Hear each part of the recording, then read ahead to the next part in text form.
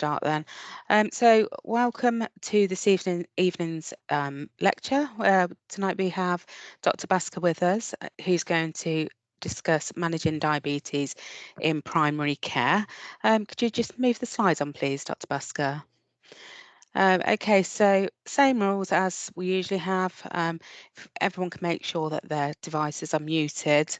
If you have any questions, if you'd like to either raise your hand by clicking the raise at the top of your screen, then either myself or Mel will take you, or sorry, you can take yourself off mute and ask the question, or pop them into the comments section, and Mel or I will ask them on your behalf. Dr. Baskar will have a Q&A session towards the end of the meeting. So the meeting should last around an hour, around 40 minutes for a lecture and then about 20 minutes for any questions. You don't need to keep your camera on if you don't want to, but obviously very welcome to if you'd like to. Also, if you're asking any questions, if you want to come on to the camera, that's absolutely fine. And also, we're recording the session this evening. Can I have the next slide, please?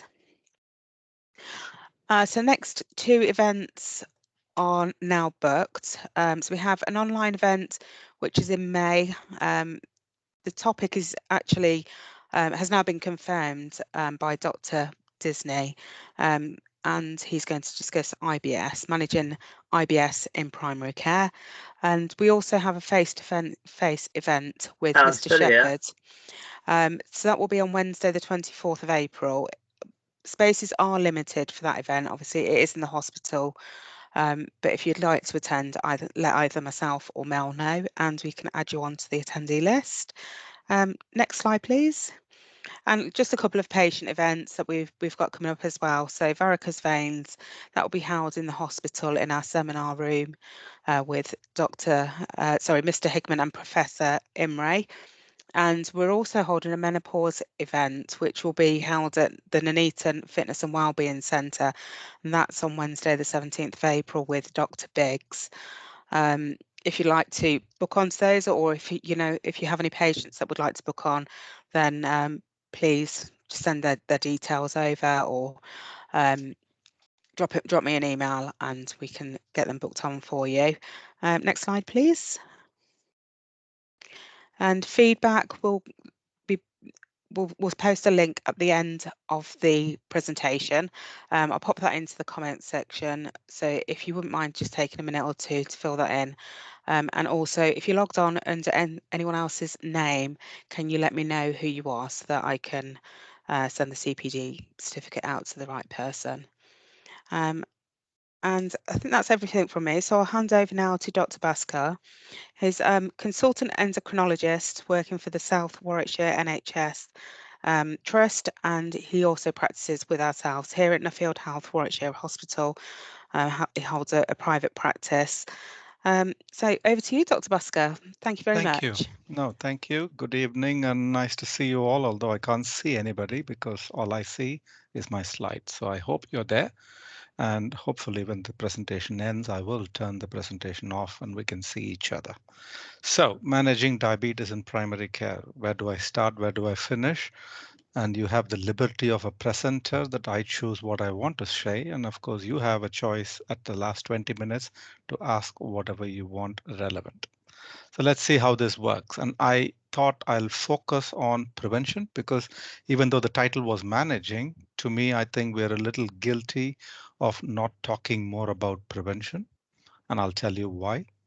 And I think a brief overview, given we're all Warwickshire residents, to just have a flavor of what our population trends are and why is diabetes and prevention of diabetes relevant. And then, of course, a little bit of overview on what's new and what can we all do. And like I say, the end bit is probably the most exciting bit for you, where you can ask whatever you want to ask. So this is, of course, the Warwickshire Trust position that we want to, as part of a big move, we want to embed prevention. But like I keep saying, diabetes is probably a good example of why prevention is where you get much better return for the buck that you invest in.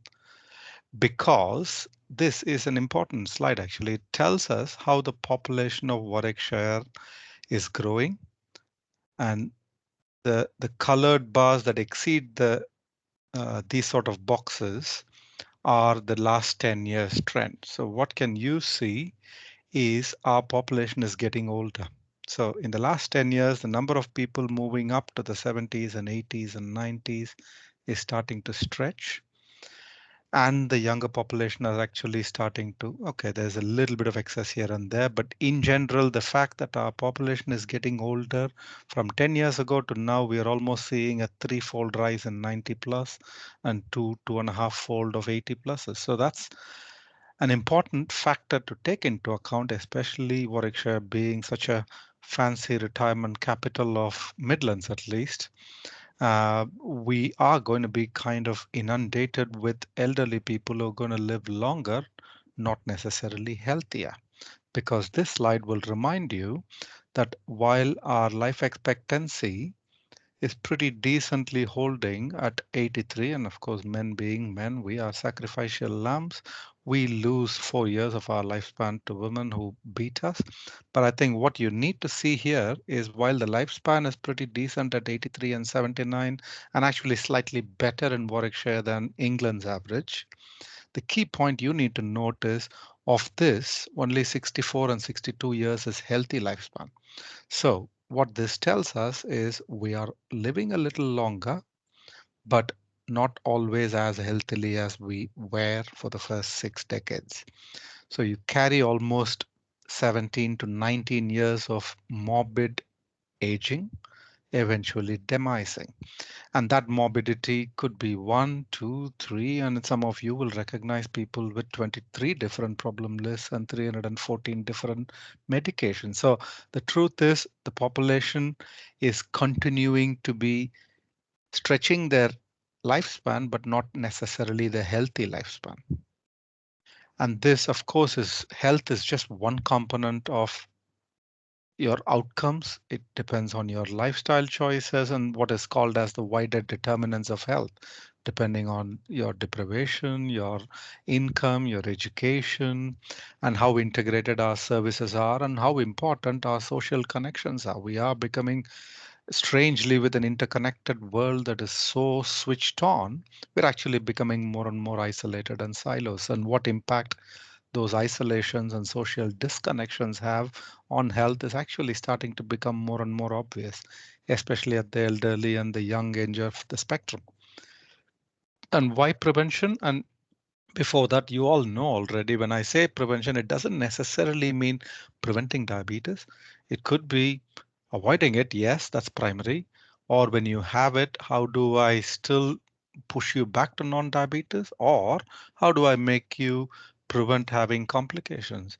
And when you have complications, how can I prevent your disability from that complication? So prevention doesn't necessarily mean a black or white yes, no to diabetes, although I'll tell you that it could be for many, especially at the early part of their trajectory.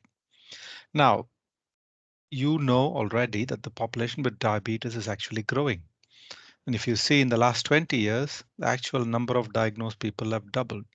And of course, the headline won't tell you that we're also guilty of altering our threshold to diagnose diabetes from fasting of 7.8 and then to 7. And we now call 6 to 7 as impaired or pre-diabetes. And in my lifetime, I think we're going to get to some kind of 5.6 level threshold to call normal. But regardless, those come on the basis of the fact that there is enhanced risk with the label of diabetes, mainly in relation to vascular disease. And whether you like it or not, that the number of diagnosed people are steeply going up. And you can see 4.7 million currently. And in the next 2 years, in fact, this is slightly old slide, we're already going to breach the 5 million bracket. And then another 5 years, you're talking another 500,000 coming into the pool. And you saw some headlines recently about the undiagnosed 1 million that is lurching somewhere. We hardly don't even know about it. So this is diagnosed diabetes, but there is also an unmet needs of unknown but prevalent diabetes out there. And of course, the predominant focus of today is the 90% diabetes of type 2. We can have another day for type 1 if you're so interested, but let's focus on the majority diabetes. And when I keep using diabetes and prevention, especially with type 2, it's worth noting this. More than half of diabetes can be prevented or at least delayed. And a lot of type 2 diabetes is obesity driven. So therein lies the link. And this is Coventry and Warwickshire data on the prevalence of diabetes like the rest of the country. And you can see this is England's data, and Coventry and Warwickshire is slightly on the lower side in terms of absolute numbers, but the trajectory is exactly the same. And this is mirrored by the rise in obesity. And in 90s, we would have said about 12 to 15% of population were officially obese. And you move to the last few years, this is almost doubled. And to say that almost a third of women are now getting close to being obese, and 1 in 4 of men are obese is a scary thought. So diabetes is rising, obesity is probably driving it. And you also know, like I said, about the wider determinants of health, that surprise, surprise, the most deprived happen to be the most at risk of obesity as well. And that's not a surprise because it is pretty expensive to be healthy. You get far more junk at a far lower price than what you would get for healthy foods. But that's just the quirk of the way the world is. So, and of course, we also know type 2 also has an idiopathic quirk with ethnic minorities having a much greater prevalence, largely driven by their genes as well. So, diabetes, obesity, not helped by deprivation and ethnic, also is on the rise. And it is important that we emphasize ourselves on prevention because diabetes is also becoming an expensive disease.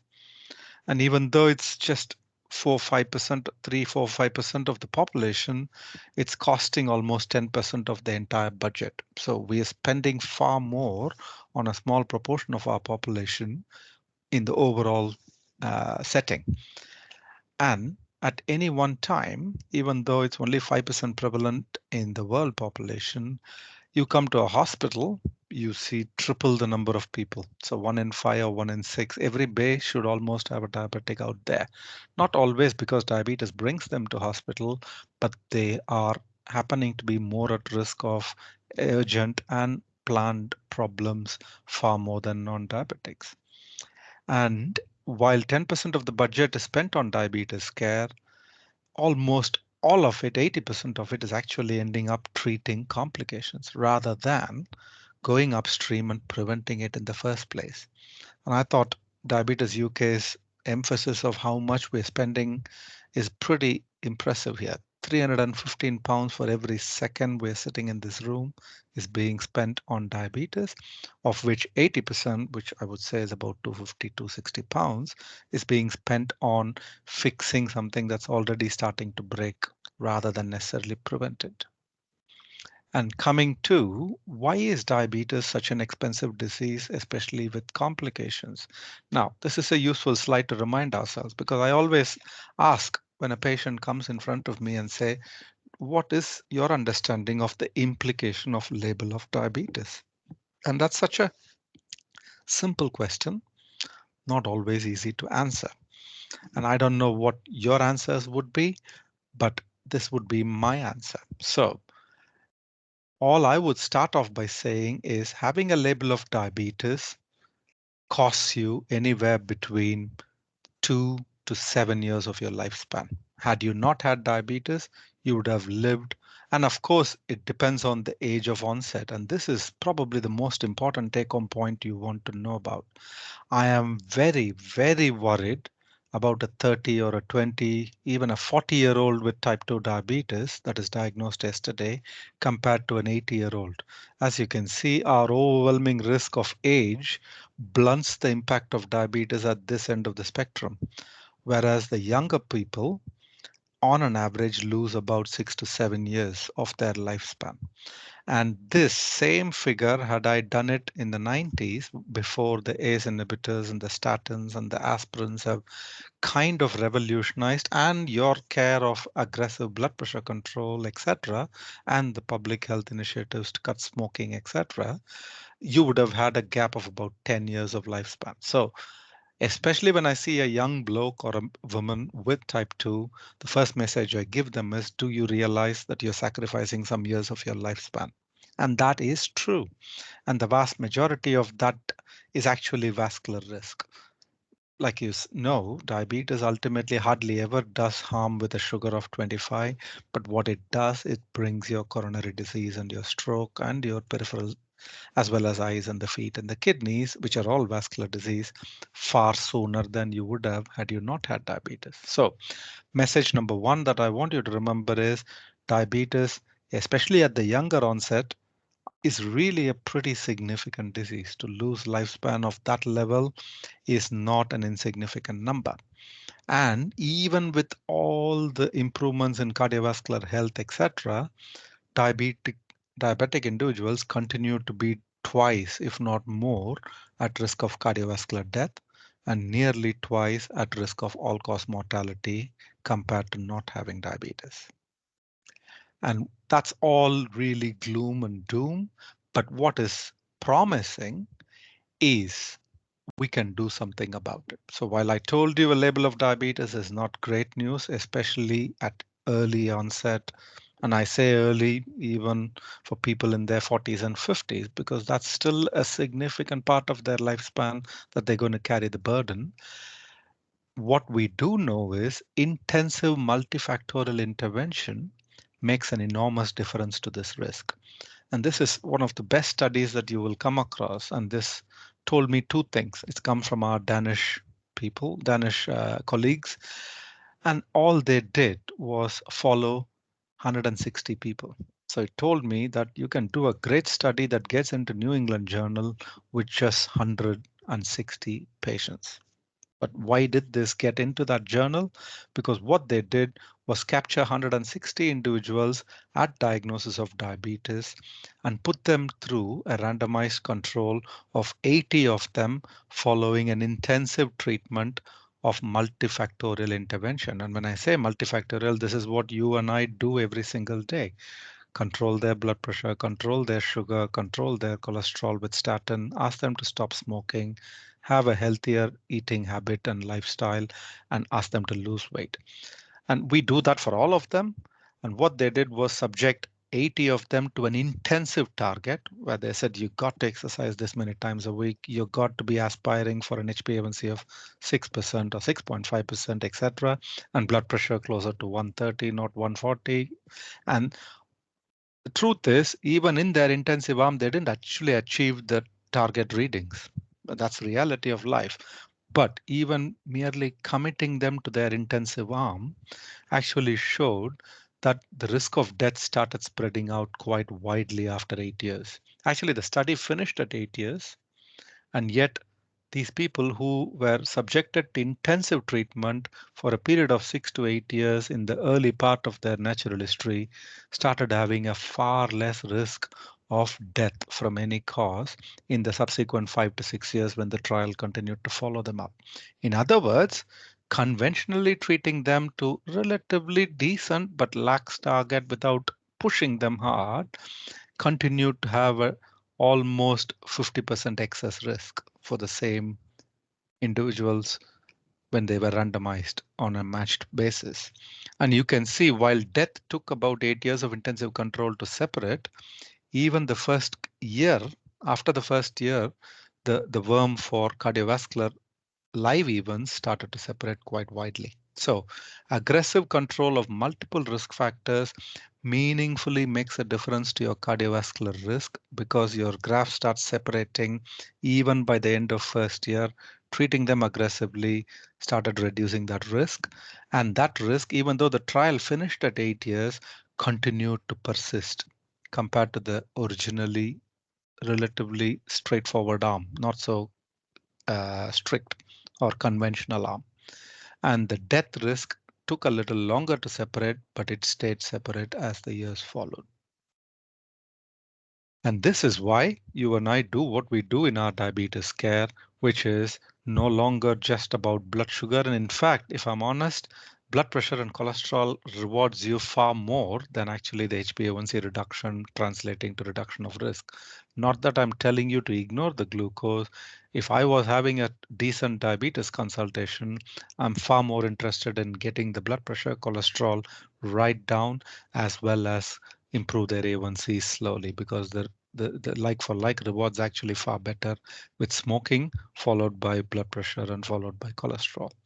But we do this so-called alphabet strategy of lifestyle advice, blood pressure control, cholesterol control, diabetes control, which is HbA1c, looking after their eyes, feet, and then the guardian drugs of statins and aspirin.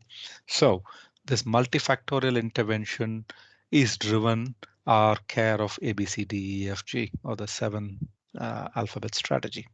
So that's the first segment, and I want you to take home is we're getting older, diabetes is getting higher, and this is partly driven by obesity.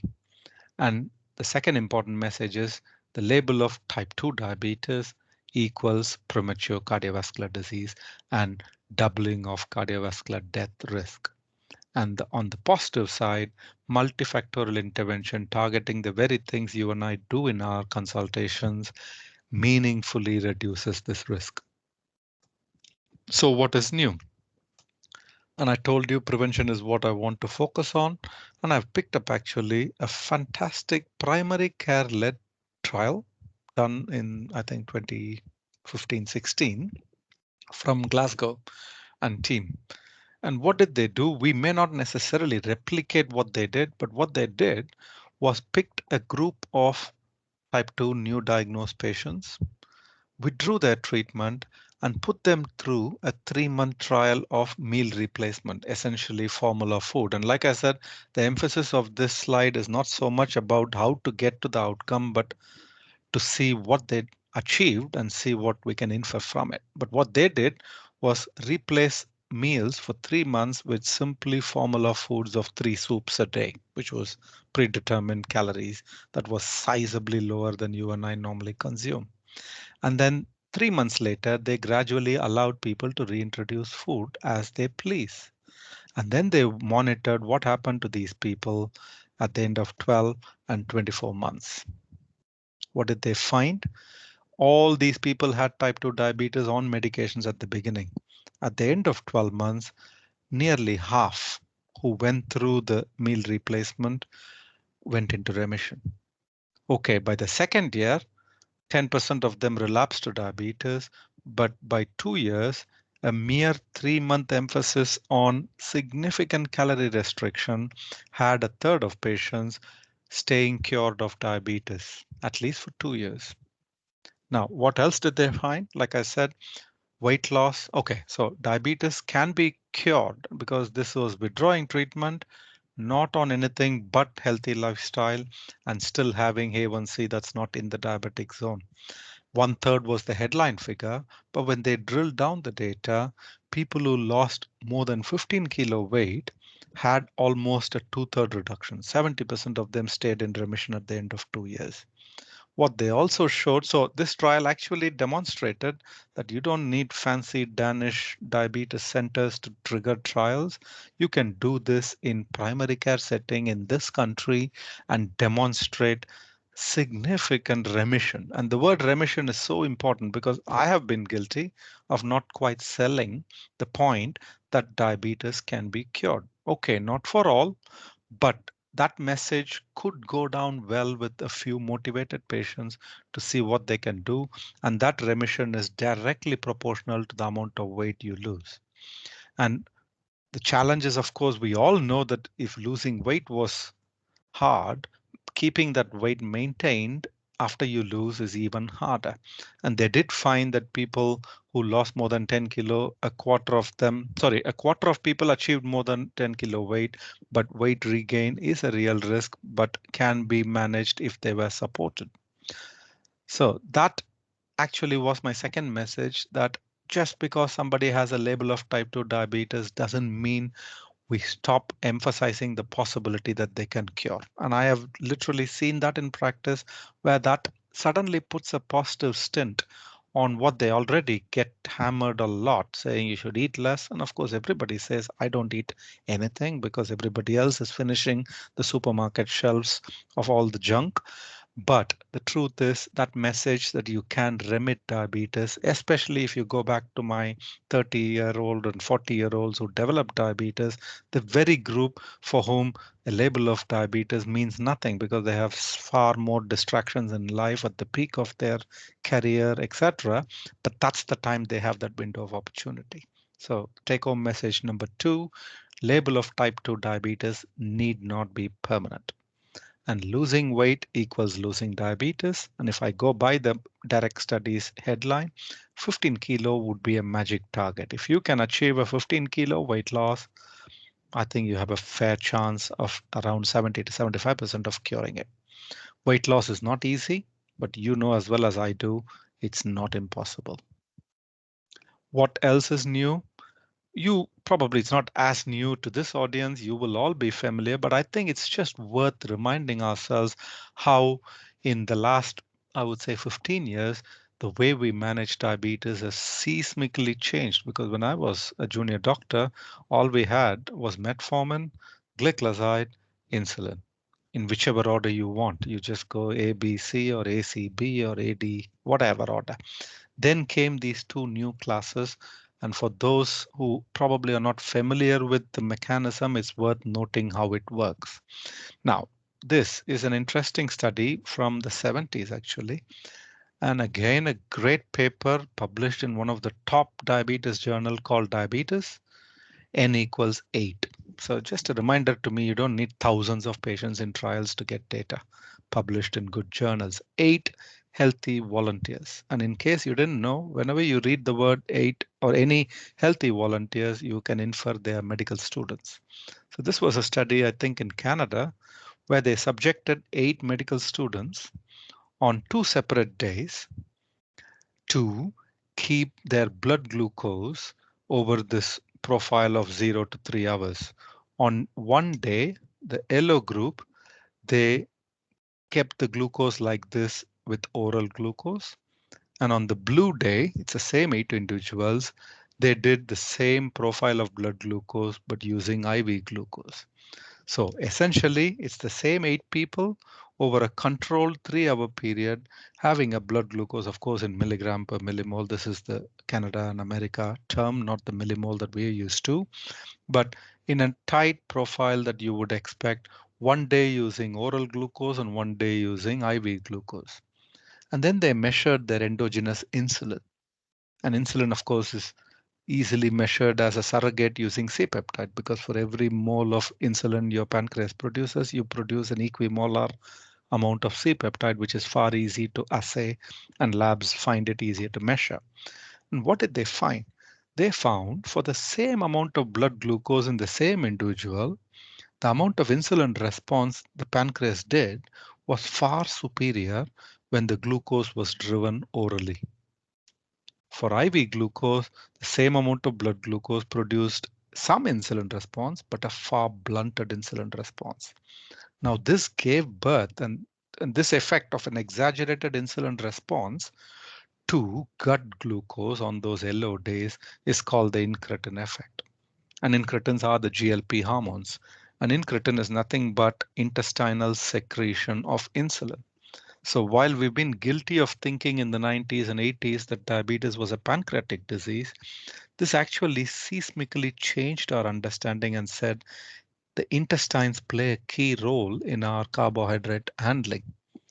And it's intestinal because this exaggerated insulin response, which still is coming from the pancreas, but it's mediated by your intestinal hormones called GLP and GIP.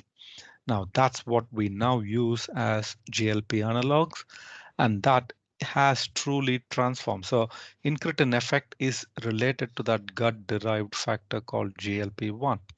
And you will be familiar with the number of GLPs that we have evolved ourselves from what used to be a twice daily exenatide to once daily liraglutide to another albiglutide which got shelved pretty quickly, but dulaglutide, the weekly one, lixisenatide is a once daily, which again is hardly used. Now the market leaders are the semaglutide, which you also know is now available orally. And for those who are really smart, you will have realized a new kid is on the block from last week called tirzepatide. Now, this is slightly different to these because this is not just a GLP analog, but a GLP GIP dual agonist. So it kind of hammers down your GLP or incretin pathway even more. Why is this important? Because I told you about the exaggerated insulin response, so which now means we are utilizing a different avenue to get better handling of your glucose. But more importantly, what you know, sorry, I'll tell you about the weight loss. We know that anyway, but the GLP effect is not only with exaggerated insulin response and improved glucose control, but it also is the key mediator to our appetite center and your stomach speed. So it slows your stomach down, it suppresses your appetite center, and literally makes you get away with eating far less than you normally would have before you stopped. And yet none of them die. So it just tells us that we eat not to survive, we eat because nobody's telling us not to. And GLP supplement probably gets you tapped into that and keeps reminding you stop because you are full. Now, the second class of medication, again, a fantastic revolutionary way of thinking, because I've been part as a junior doctor, I was called for various market surveys where they'll be exploiting these sort of roles and think, what do you think? And when somebody told me we'll be using urinary glucose as a mechanism to drop blood glucose, we would have laughed. And many of you would have practiced diabetes where you used to monitor urine glucose and tell patients off for having too much of it. And here we are using a drug to precisely do that. Go and lose, hang on, mandatory, postpone, restart. So we're giving a drug to actually go and tell the kidney, don't reabsorb the glucose, excrete. Now that's really interesting because the soul, you can filter all 100% of your glucose in your glomerulus, and yet 99.9 or nearly 100% of our glucose is reabsorbed, except if you have diabetes where the overload saturates your receptors, or you're pregnant, because pregnancy is one condition where you have glycosuria as a benign problem, or very rarely if you have an SGLT mutation. And it is in fact those familial glycosuria patients that triggered pharmacists to go and exploit this as a mechanism. So they decided to go and say, why don't we block the SGLT receptor, called the SGLT inhibitors? And what that does is as much as 80 grams of glucose can be excreted out in the urine, because that's the amount of glucose that gets filtered daily, as long as you have a decent kidney function. And 80 grams of glucose, if you excrete, it means 80 grams worth of calories, and 1 gram of glucose roughly is equivalent to 4 calories. And before you know it, that's 320 calorie loss through your urine. And that's what I lose if I start huffing and puffing on my treadmill for about 30, 40 minutes. 320 calorie deficit using a tablet, and for a good measure by excreting 80 grams, dropping A1C. No wonder it's kind of shifted a lot of second choice medications and come up pecking order. And not only that, these SGLT inhibitors, like I said, apart from being potent, facilitate weight loss, they also are sodium transporters. So they are like a diuretic. Not only is it glucose, and because it's like a diuretic, while it hasn't got a license to be a blood pressure tablet, it actually drops blood pressure as well. No wonder, therefore, these classes, both GLP and SGLT, through novel mechanisms that had hitherto not been exploited, are changing the way we manage diabetes. Because I remember consultations where patients kept coming back saying, my control is better, but I really am piling weight on. And whether I like it or not, insulin cost weight gain, glycoside cost weight gain. Okay, metformin was weight neutral, but none of them cost weight loss. So to have access to drugs that physiologically, smartly improve control and facilitate weight loss. You can imagine why I am looking so excited that now wouldn't be a bad time if you really had to have diabetes, because at least we now are making some meaningful differences to their underlying root issue. And why this is the one that told you that these new classes of drugs are very, very potent. In old currency, they drop HbA1c by 1.5 to 2%. That's the kind of improvement you would normally get with insulin. Medications generally were zero point 0.5 to 7, zero point 0.7 point or 1 point drop in A1C. But these treatments are moving the spectrum of potency much better than the old classes. But more importantly, both those new classes finally starting to give us weight loss as a desirable side effect. And tirzepatide, if I told you the new one, headline weight loss is up to 18%. Now, that's the kind of weight loss people normally get with band and balloon. So we really are in an exciting era, and I bet all of you will recognize patients who are stuck with supply issues of semaglutide these days, but blame that on the Clarksons of the world because the whole world wants to exploit GLP to facilitate weight loss private sector. But that's Novo Nordisk's shares going up, and tirzepatide is now getting Lilly to fight back and exploit the lack of supply of Novo's supply. So watch the space on Mohenjo-daro because we have potent improvement in HbA1c and really potent weight loss, the kind of weight loss that I told you in direct study that actually puts people into remission. And not only that, these drugs actually make a meaningful difference. And I've just picked up one example with SGLT inhibitor and one example with a GLP to show that they are making a meaningful difference in the primary outcome of cardiovascular adverse events of stroke, heart attacks, and peripheral ischemia. And they also make a meaningful difference on death, the very risks I told you type 2 diabetics are at risk of. So that to me is the third segment of take home messages, that newer therapies are proving far more promising, both with potency but also weight loss. And neither of those two mechanisms I shared actually come with inherent hypoglycemic risk. So while insulin is exaggerated with GLP, it only exaggerates in response to glucose in the gut. So if you didn't eat but took that injection, you're not going to go hypoglycemic. How smart is that? And not only that, they actually are starting to make a meaningful difference to the excess risk I talked to you about in the earlier slide. And no surprise that guidelines, notwithstanding some cost implications, but this is where I think investing higher up the pecking, in terms of higher up when they are diagnosed and be more aggressive and put people to remission is a far smarter way of spending to our 80% spending on putting stents and rehabilitating stroke patients because you would rather stop them having it in the first place. And for all what I've said, please don't mistake that going on insulin is some kind of a error or a failure. If I used to say to my patients, if you're lucky enough to live long enough, almost every type 2 diabetic eventually burns out their beta cells and requires insulin. And I don't know Dr where we are with Baskar, time. I was going to uh, say, go on. yeah, it's 7:40, so we've still got another 20 minutes. We Okay. do have a question though. So patients are coming into clinic and asking for Mounjaro. When Hmm. can we start prescribing? Okay, great question. Mounjaro is officially now available. And I think, don't quote me, I think I should know, but it's specialist initiated, like with any new drug at the moment.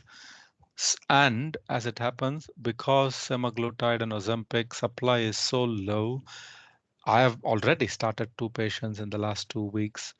So the short answer is it's now available, and it's not that much more pricey than semaglutide, at least at the lower doses, but at the higher doses, actually, it's cheaper and it also gives you greater potency. So it is accessible and available, but at this moment, it's still specialist initiated. But once we get to grips and get used to the side effect profile in real life, I suspect it will quickly become a primary care prescribing drug shortly, just like the GLPs have. And in fact, Mel, I'm quite happy to stop the presentation here because the latter bit was more about what should patients do in preparation for their consultation. So I'm quite happy for you to share the slides to the audience for the last bit, and I'm quite happy to take questions here forward. Okay, thank you, Dr. Baskar. Does anyone have any questions that they'd like to ask? Shall If you'd I like stop to, sharing so I can see the audience? you can do, yeah. If anyone would like to ask any questions, you're very welcome to come onto camera and ask your questions or pop them into the chat function, and I'll ask them on your behalf. Gosh, I'm worried. 47 people have tuned in, have they? Wow, Yes, yeah, busy that's evening. impressive. Okay.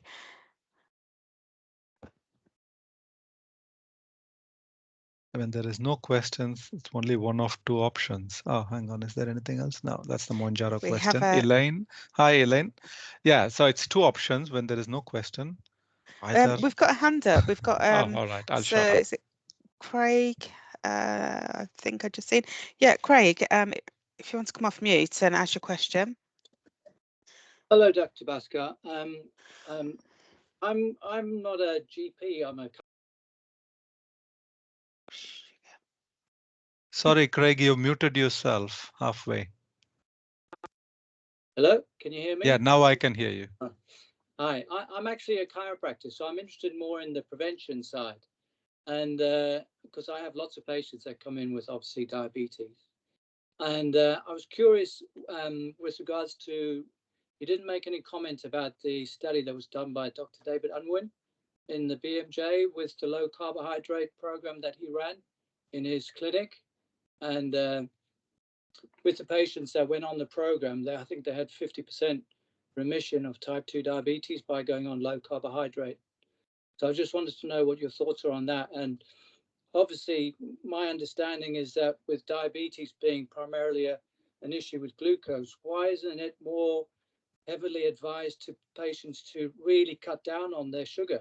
I have patients that come in who are diabetic and they're still having, in my opinion, way too many carbohydrates every day. um, isn't that just fueling the problem further? Okay, thank you. So, first disclaimer, I have not come across that study, so apologies, but I think I got the crux of the question, which is carb restriction and almost at the edge of keto type diet and what is its place. If I summarize your question along those lines. Yeah, So the latter question is much easier. Of course, it's critical that you don't want to stress your body with quick acting sugar first of all. So there's no debate that people need to. That's such a low hanging fruit that going on canned colas and the not so diet versions, etc.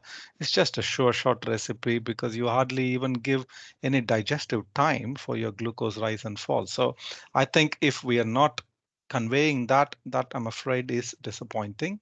But in response to absolute carb restriction, okay, this is obviously a slightly controversial, and I did deliberately say that I'm almost less fussed about how people get to their weight loss as long as they achieve it through a sustainable manner. So I'm very aware that people, if they get their heart and soul right, can do anything they want and get 10, 15, even 20% weight loss. But I always ask myself, how sustainable are their efforts? So my own view is keto diet has its place, but it's not without its risk because I just get as many referrals with fertility problems and irregular periods or sub etc. So to me, a balanced diet, if you go by current evidence base, still requires carbs, but restriction of carbs is one thing from completely avoiding carbs. And to me, we spend far too much time debating the quality of food when actually the biggest elephant in the room, literally, is the portion control. So I make life far too simpler to people and say start with obvious ones because I think we are in an era when everybody knows that what they're doing is not really advisable. And therefore, to be preaching what is good, what is bad is almost less of a critical effort in my mind than to actually see how can you moderate your portion, how can you exclude and eliminate those processed sugars that we have unlimited access to at far too cheaper prices. And within that, and you could even ask the question of whether intermittent fasting, and like I said, these are areas that are evolving quite rapidly, and I'm watching the space just as well as you are. And I spend more time emphasizing the need for a balanced diet that focuses on portion control and carb restriction within that is a reasonable venue, but not a carb avoidance. Yeah. No, Thank I you. wouldn't advise carb avoidance, but I think what I see with some of my patients is they don't actually realize that what they're eating, when it's processed, is broken down to glucose. Yeah. And so, for instance, like a portion of rice could be potentially 9 teaspoons of sugar. They don't actually understand that. Yeah, I agree. I mean, almost everything becomes eventually glucose, but it's also about the starch versus the refined and how quickly Yeah. you break it down and how quickly you're stressing your pancreas. So I think this would be a great debate when you bring the dietitian in and drill her even further. But I think we'll probably move on by saying portion control, restriction of processed food for sure, and Yeah. limiting your unrefined and starchy meals as part of a healthy diet, and more importantly, portion control again. Thank you. Right, I've got two questions on the chat I can see. So can you confirm the current status of semaglutide, specialist initiated or not? I, has it not moved on? Elaine, you might help me with this. I thought semaglutide is accessible for primary care to prescribe. I don't think it's specialist initiated anymore. Yeah, it's accessible for primary care. So we've been using semaglutide and dulaglutide, Yep.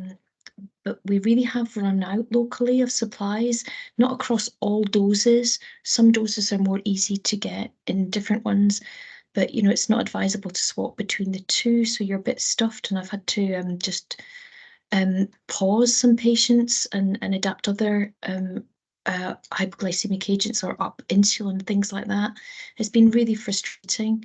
Mhm. And so hence my question, I actually resorted to oral semaglutide, which I hadn't used at all. And I just was, I didn't get a good sort of, but I've just done it because I've got people that are 150 kilos coming in Mhm. just now. Mhm. And it was the right thing to do.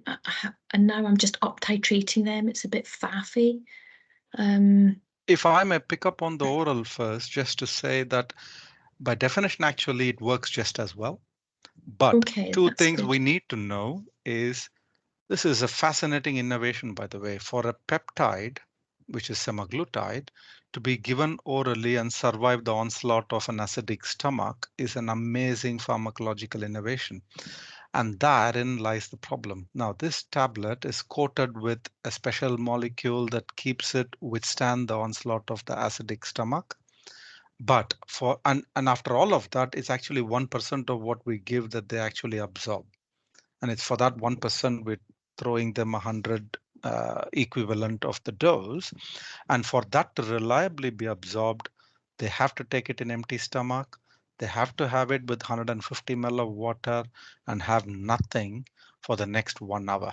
Now, I don't know how many patients either know it or if they know it, will they remember it? So if you do in practice see it's not as effective, like you say, either because it's just another pill rather than the specialty of an injection. I think it's more often to do with the fact that they got to really be meticulous with its intake. Otherwise, it's a non-starter. Otherwise, you simply take it, and if you had food with it, that 1% you're relying on to be absorbed doesn't. So I think Ribelsis, and by the way, there was another question about availability of Ribelsis. That is the most reliably available GLP out there now. So we are indeed being encouraged where we are starting GLP to go for Ribelsis as our preferred start because, like you say, the stocks are so intermittent. So we are having a lot of stop start.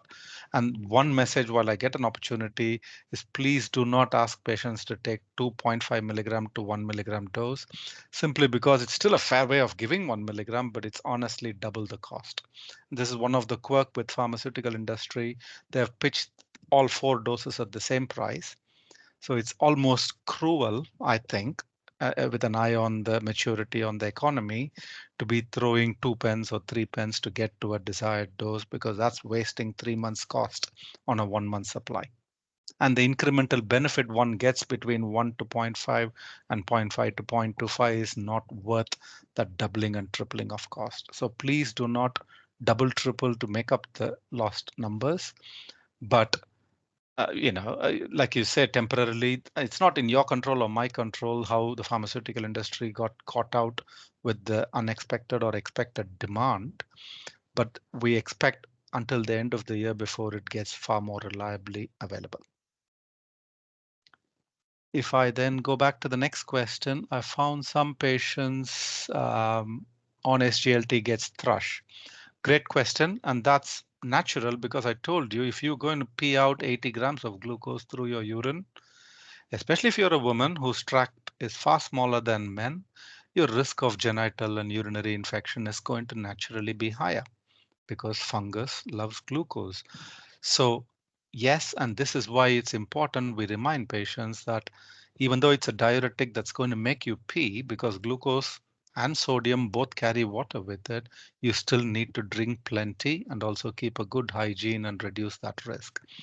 And therein lies another important message that while this drug is fantastic in improving control and losing weight, I wouldn't go near this drug if the HbA1c is 80, 90 or 100, because that's the very patient who's already at risk of thrush.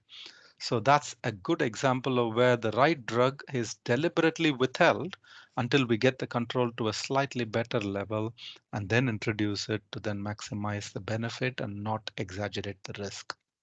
I hope that answers that question. So yeah, I'm unsure how ongoing to persevere as patients don't like thrush. So the risk is reduced by drinking plenty, not using it when their control is hopeless, timing it rightly. And that's the same for SGLT and ketoacidosis, because I told you 320 calorie deficit can be make or break for pushing you into ketoacidosis if you have a bad day with sickness or diarrhea. So this is not a drug to be taken when you're out and about and having food poisoning and throwing up because you're already starving literally when you're not eating and drinking as well, and then to lose. And if you're already running a HbA1c of 100 where your insulin reserve is at the edge, that's a sure short way to push them into ketoacidosis. So while these drugs are great, they also have optimal timing to introduce. Right, Rosie Tucker with newly detected high HbA1c. I'd prefer to use glycoside. Fantastic. I love it. Exactly what I was implying when I said when people's control is really poor, poor glycoside still has a place because it is potent and it doesn't carry that risk of thrush, etc. So I'm very happy with the 40 or 80 BD, even with metformin, bring things down and then introduce SGLT and replace the glycoside downstream. I would strongly support such an approach. Does the same apply to Wegovy? Okay, Wegovy supplies are finally coming back. And for people who don't know, Wegovy is exactly Ozempic, except the doses and the brand for obvious reasons to delineate the diabetes license and the non-diabetes license is branded as Wegovy. So Wegovy and Ozempic are exactly the same semaglutide. Ozempic stops at 1 milligram dose because that's the licensed maximum dose for diabetes, whereas Wegovy goes from 1 to 1.7 to 2.4 as the max. So the stocks of Wegovy, I'm led to believe, are starting to appear in the UK market. Are they that readily accessible? And I have a few patients where I do support start. They're not quite seamlessly accessible, but they're definitely available back into the market because previously the problem was private practitioners were utilizing the diabetic Ozempic and giving it to our Clarksons of the world and the Adeles of the world, and therefore our diabetic individuals ended up running short. So now that the Wegovy and the Ozempic brand has completely been delineated, it's actually is no longer fighting for the same diabetes market, and Novo has opened a European factory to complement the American manufacturers, and hopefully by end of the year we will have seamless supply. That's good to hear about these results. Great. And that ends the questions on the chat. Anybody else wants to ask anything? Do we have any more questions before we finish for the evening? No. Okay, really interesting talk. Thank you, Dr. Baskar. Thank you for this evening. I'm sure I'm sure most of you will, or all of you will agree, hopefully, that it's been a really interesting talk. Already got some fantastic feedback through. So you'll notice as well that I've popped a link for our feedback form into the chat function. If you wouldn't mind just taking a minute or two just to complete that. It's feedback for both the hospital and consultant. It's really useful for planning these events in future. CPD certificates, slides and recording will all be sent out over the next few days, hopefully. So I'll get all that sent over. We're also offering lunch and learns at the moment. I think we're going out to several practices already, where we join your GP practices during the lunch period. We bring along lunch provided by the hospital and arrange a consultant speaker as well. So if any of you are interested in having a lecture at lunchtime in your practices, please just drop me an email and let me know. I can send over some of the topics and consultants who have already got lectures prepared. So I think that's everything. If there's no more questions, lots of thank yous and excellent talk, Dr. Baskar. So No, fantastic thank you. talk. I think I don't know whether I would have spared an hour to listen to myself, but thank you for keep going. And Oh, thank you, Vicky and Mel, for literally whipping me to somehow honor this, because I did try and wriggle out, I'll be honest, because of strikes and use that as an alibi, but she wouldn't have it. no, So no we'll blame her. excuses. No, thank you very much, Dr. Baskar. Thank you for giving up your time this evening. And Thank you. I think that's everything. So enjoy the rest of your evening, everyone, and I'll see you at the next event. Thank you. Thank you.